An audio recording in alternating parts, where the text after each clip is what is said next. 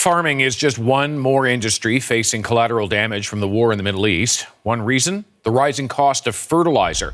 It has major fertilizer maker Mosaic curtailing its output. The company blames higher costs of raw materials, including ammonia, nitrogen, and sulfur. Sulfur is actually hitting record prices due to its limited availability. The U.S. war with Iran has disrupted global supply chains of many materials, and that's driven up prices for farmers and consumers here in Canada. Let's turn to Jeff Harrison, who's the chair of the Grain Farmers of Ontario. He also farms in Quinte, Ontario, and he's with us now. Hey, Jeff, how are you? I'm good. How are you? I'm okay. Do you have seed in the ground already? We do, yes. We've got almost all our corn planted, and we've begun planting soybeans. So it's been a good start to this spring, even though it's been fairly cool. Okay, you're going to need a lot of fertilizer on that over the course of the growing season. Open up your books for me. How much more is fertilizer costing you this crop year? Well, fertilizer is up significantly.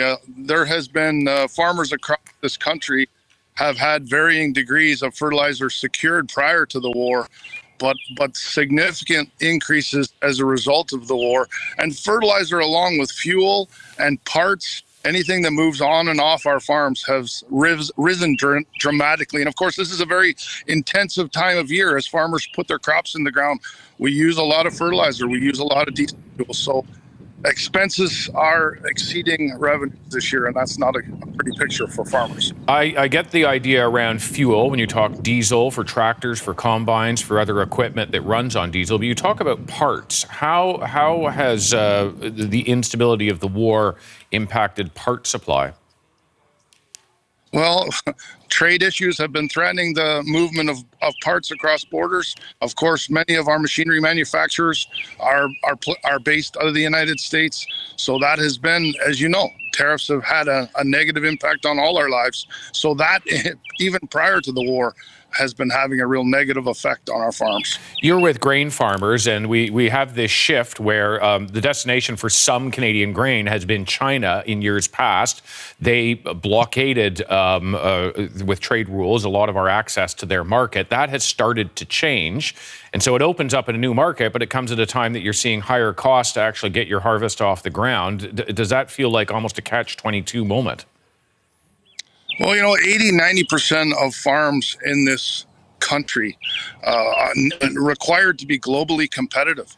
Not only source their inputs globally, but we have to service markets around the world.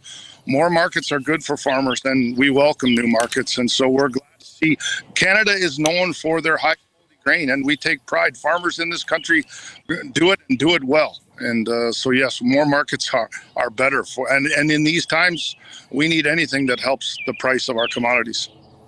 And then, of course, there's the price of the expenses to get those commodities off the land. Let's talk about not just this year, but you look ahead to future crop years. What could 2027 bring, given what we're seeing right now with gas and other prices?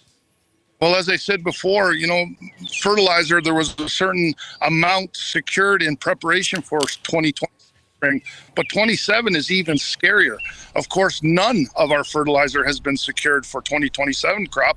The Strait of Hormuz is still closed. The threats from that region are still there. Fertilizer is still tariffed at the federal level, focused on the Russian and Belarus region. So farmers are paying a premium for these inputs, and 2027 is an even worse picture. And we need governments to acknowledge this and help prepare us. In what way? Well, there's many different ways. Good ag policy helps farmers in general, but we could start by acknowledging the problem. We have fertilizer production issues here in Eastern Canada that need to be addressed, business risk management tools that need to be properly funded. Farmers can't handle all these geopolitical risks that are placed on them year after year and putting our family farms in peril. When we talk about food security, food sovereignty, grocery prices threatening our Canadians, the best way to defend against those issues is protecting our family farms, and governments can start by doing that. Jeff Harrison, very much appreciate your time this morning. Hear the birds calling. It's a lovely day, but one that's got you thinking about a lot of issues globally. I appreciate your time. Thank you. Time to go to work. Indeed.